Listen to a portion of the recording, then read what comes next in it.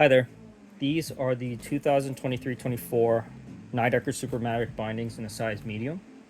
The boots I have on display here today that we're going to use in these bindings are all size 8. And I'm just here to show or have a little short tutorial about how these bindings work and don't work. Now, if you have this binding and it does not work with your boot, it's down to the boot shape. Okay, it's not down to anything else on the boot. It's not about the instep thickness. Okay, it's not about the heel area. It's all down to the toe box. Okay, so the first boot that I have here is the Nike Vapins. They have a very pointed toe box, as you can see. The tread pattern, I just want you to pay attention because we'll address this when we do the fitment. This has a decently, I would say it's aggressive traction pattern, but it's not the most aggressive. The ones back there are the Vans. Those ones have the most aggressive traction pattern, but they fit the best in the bindings. So just pay attention to the traction pattern here on these Nikes. The second pair of boots I have are the K2 Enders. These are my usual go-to boots. They fit the best. These have a very rounded, not aggressive traction pattern. They have foam in the forefoot and the heel. So you would think that these slide pretty easily because it's foam on foam or foam on plastic. You would think that these slide the easiest, but that's not the case.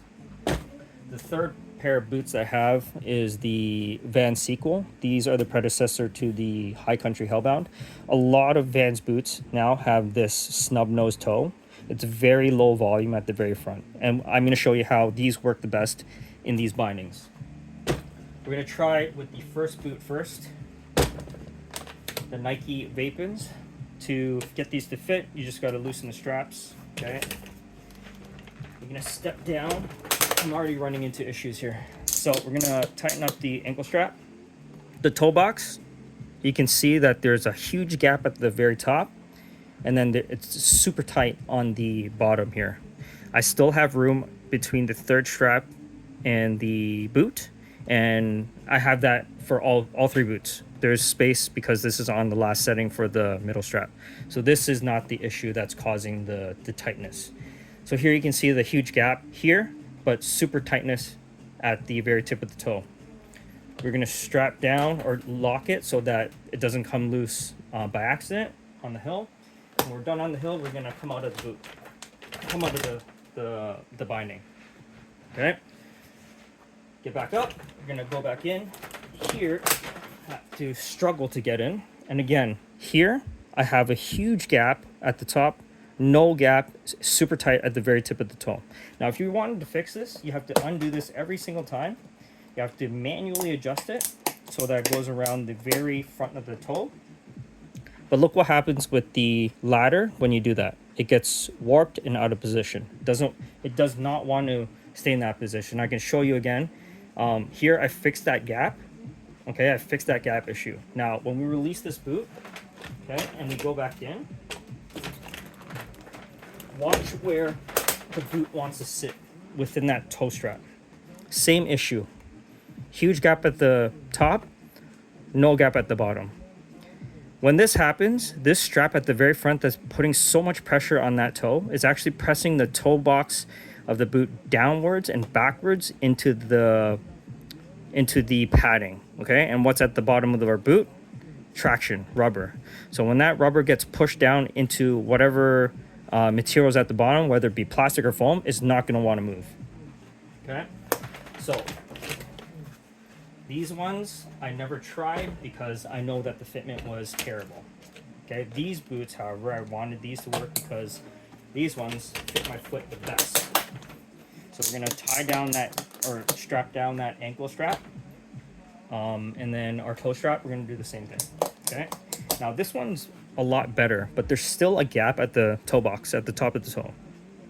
Still super tight at the very front. I still have room in between the third strap and the boot. Now that ankle strap, we don't have to worry about too much about the ankle strap because it has more tolerance. It's the toe box and the toe strap that has less tolerance and less room for error. Okay, so if we want, we can adjust this to our boot shape. Again, once we adjust it, this ladder does not want to be in this position. You can tell that it's not happy in this position.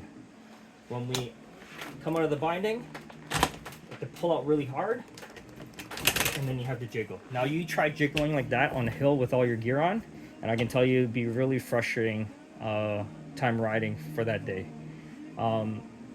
We adjusted that strap to fit the toe box. Okay, so we're gonna go back into the binding. Okay, so that was a little bit of a struggle. I really had to force the boot down. Okay, with my body weight, obviously it's a lot easier, but it's still a major difference between this boot, the first two boots and the Vans that I'm going to show next. Okay, same thing. We adjusted that boot to fit the very tip of the toe box and it fit nice, but now the boot naturally does not want to sit properly, and it's got that huge gap on top of the toe. Well, not huge gap, it's still got a gap, but it's super tight on the very front. And that's what causes the friction, pressing down on the rubber and the sliding pad at the bottom. And that's where the issue is when you have to jiggle your foot out, like so.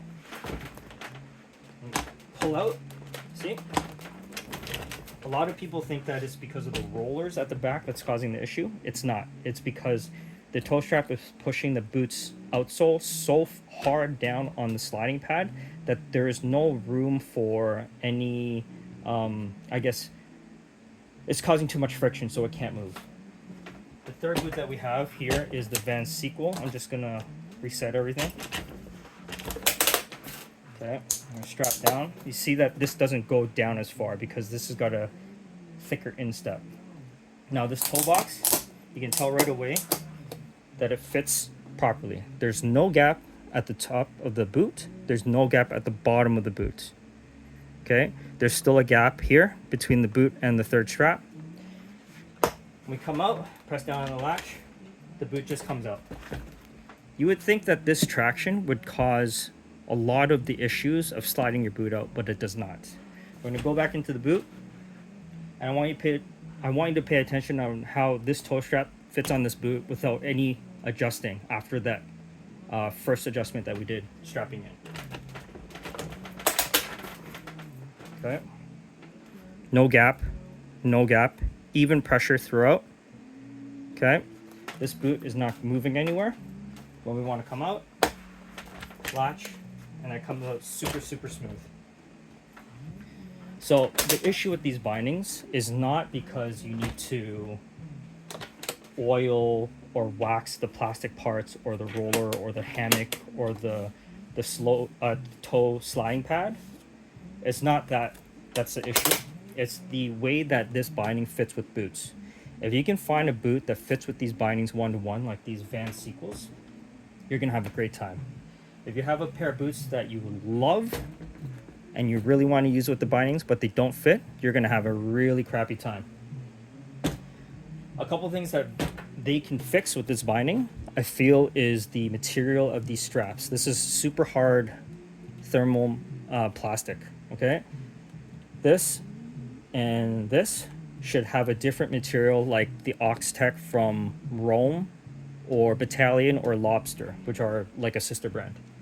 Another thing that they can adjust is the ladder here. They might want to have a 2-position push pin system where you can adjust it so that it can lean more forward or tilt backwards more to fit the different shapes of boots. So this doesn't have to fit with one certain type of boot. It can fit with a rounded toe boot that's not a snub nose, or you can fit it with a pointy toe boot like so, because the market is got all 3 different shapes and sizes, and I feel like this is a limiting factor of how the binding fits with boots that are on the market. Now I have a couple examples here of the Ox-Tec from Rome. So this is their entry level, I guess, Ox-Tec. As you can see, it's a lot more pliable than this hard plastic. Okay. Same with the ankle strap. It's a little bit more pliable. Okay, this is hard plastic. Okay, you can see that if I go to move this Oxtec, it moves with the shape of the boot. Same with this. It moves with the shape of the boot. I have a higher end version of lobster bindings, which are battalion bindings, and they have this elite strap. Now, if they put this strap on here, it'd be wonderful.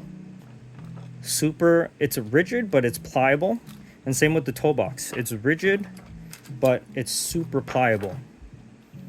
Okay, unlike this hard plastic. If they adjust those things, the strap material of the ankle and toe strap, and they adjust the ladder, I feel like these bindings would fit a lot more boots on the market. Again, this was just a tutorial to show that you don't need to do any lubrication on any of the plastic parts, which I think might deteriorate them faster. You don't need to lubricate the heel roller, because that's not the issue with these three boots. Okay, the issue is with the fitment of the toe strap on the shape of the boots that you have. Hopefully this tutorial helped, or these suggestions helped. If you're looking at these bindings, they're great. If you can get a boot that fits these, they're super wonderful. It'll change the way that you ride because it's so convenient. I personally don't want to go back to regular bindings because they're so convenient, but because I have different boots and different boards, I have other bindings that have to work. That being said, I hope this helped. If you have any questions, please let me know. And yeah, if you're interested in these bindings, remember, get a boot that fits the bindings before you buy the bindings. Because if you have a favorite pair of boots like I did, and you buy these bindings and they'll fit, you're gonna have to go out and get another pair of boots that fit the bindings. Sorry, that fit you and fit the bindings.